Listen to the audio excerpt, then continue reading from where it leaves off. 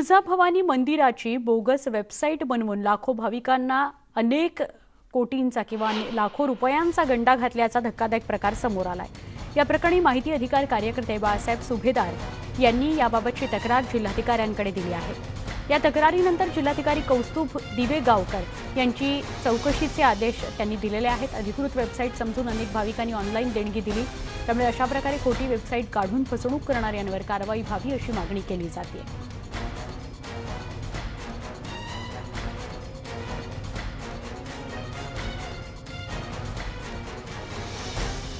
तुळजाभवानी मंदिराची खोटी वेबसाईट बनवण्यात आली।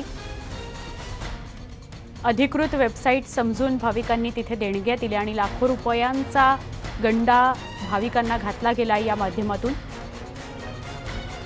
आमचे प्रतिनिधी बालाजी निरफळ यांच्याकडून अधिक माहिती घेऊया। बालाजी, हा केव्हापासून प्रकार सुरू होता आणि कधी हे उघडकीस आलं, समोर आलं आणि किती लोकांची यामध्ये फसवणूक झाली, किती लाखांची फसवणूक झाली आहे?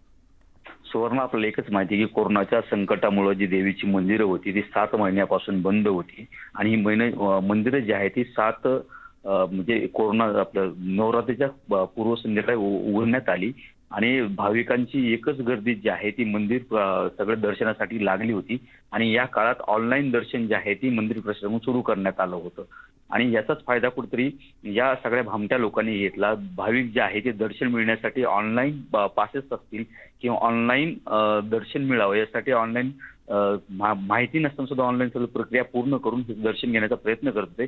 याच्यामध्येच काही लोकांनी जे आहे तो हा सगळा प्रकार नेमका मुद्दा हेरला आणि याच्यामध्ये ऑनलाईन जे आहे ती वेबसाईट बनवल्या, ज्यात तुळजाभवानीच्या ज्या शासनाच्या ज्या वेबसाईट आहेत त्याच्यावरती छेडछाड करत दुसरी वेबसाईट बनवली आणि याच्यामध्ये अभिषेक पूजा असतील किंवा दर्शन असेल या सगळ्या गंभीर बाबी त्यांनी की पेड दर्शन असेल यासाठी तुम्ही ऑनलाईन पैसे पेड करा, दर्शन देण्यात येईल, अशा सुद्धा सगळ्या ज्या आहेत ते सुविधा सुरू केल्या आणि भाविक यालाच फसले आणि याला सुद्धा भाविकांनी मोठ्या प्रमाणात प्रतिसाद देत जे आहे ती मोठ्या प्रमाणात पैसे जे आहेत ते ऑनलाईन वेबसाईटवरती पाठवले आणि हे पैसे कुठे गेले, कुठल्या माध्यमातून गेले? एक महत्वाचा मुद्दा असा आहे की सध्या दर्शन जरी चालू असलं तरी अभिषेक जे आहे ते दुग्धाभिषेक ते बंद आहेत। मात्र या सगळ्या ऑनलाईन तक्रारीमध्ये जे दिसतंय आपल्याला की त्याच्यामध्ये दुग्धाभिषेक असतील किंवा इतर पूजा असतील या इतर पूजा सुद्धा याच्यामध्ये दाखवलेल्या आहेत आणि मंदिर प्रशासन ह्या सगळ्या पूजा ज्या आहेत त्या ऑनलाईन सगळ्या बंद केलेल्या आहेत। फक्त ऑनलाईन जे आहे ते देवीचं दर्शन मिळू शकतं आणि एवढंच फक्त त्याच्यामध्ये दिसत होतं। हा सगळा गंभीर प्रकार आहे। नक्कीच हा सगळा गंभीर प्रकार आहे आणि याबाबत कारवाई होणं गरजेचं आहे। बालाजी, धन्यवाद, आपण ही माहिती दिली त्याबद्दल। माहिती अधिकार कार्यकर्ते बाळासाहेब सुभेदार यांनी काय प्रतिक्रिया दिली तीही बघूयात। लूट माझ्या निदर्शनास आल्यामुळे मी जिल्हाधिकारी महोदयाकडे तक्रार केली होती। त्या तक्रारीची त्यांनी दखल घेऊन मंदिर संस्थांचे तहसीलदार आणि SDOंना अहवाल मागणी केलेला आहे।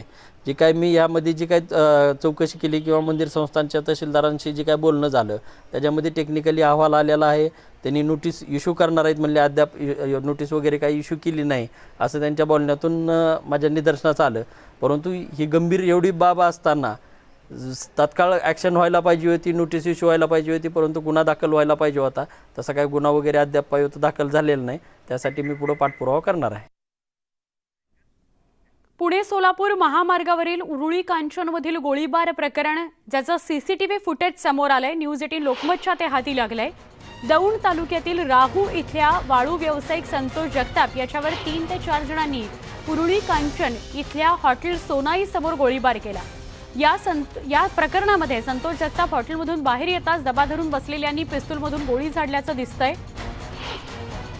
तर या हल्ल्यात संतोष जगतापचा अंगरक्षक देखील जखमी झालेला आहे। हे CCTV फुटेज न्यूज 18 लोकमतच्या हाती लागलेलं आहे। संतोष जगतापवर गोळीबार करण्यात आला, त्याचा तिथंच मृत्यू झाला। अंगरक्षकाने क्रॉस फायरिंग केलं, त्यात एकाचा मृत्यू झालेला आहे। अंगरक्षकाला सुद्धा गोळी लागली आहे, तोही जखमी झालाय।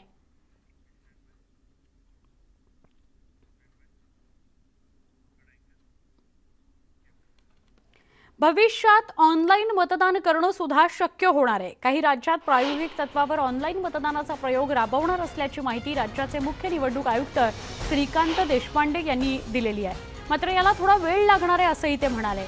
ऑनलाईनसाठी लागणारी उपकरणं, भारताची लोकसंख्या या सगळ्या गोष्टींचा विचार केल्यावर हा निर्णय शक्य आहे असं त्यांनी म्हटलं आहे.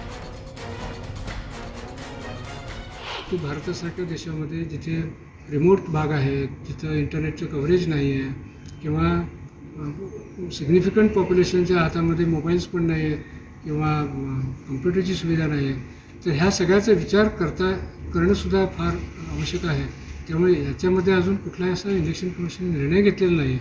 परंतु काही राज्यामध्ये याच्यामध्ये एक्सपेरिमेंटल बेसिसवर ही टेक्निकल फिजिबिलिटी होऊ शकते का, याचासुद्धा आपण अभ्यास करत आहोत. लस उत्पादक कंपन्यांनी कोरोना परिस्थितीतील कामगिरीवरून पंतप्रधान नरेंद्र मोदींचं कौतुक केलं. सिरम इन्स्टिट्यूट ऑफ इंडियाचे व्यवस्थापकीय संचालक सायरस पूनावाला यांनीही मोदींचं कौतुक केलं.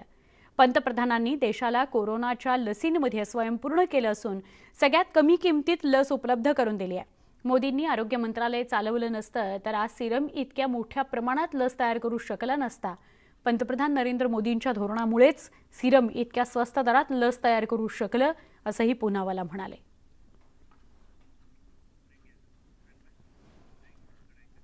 प्राईम टाईममध्ये एक छोटासा ब्रेक. पहा फक्त न्यूज 18 लोकमत.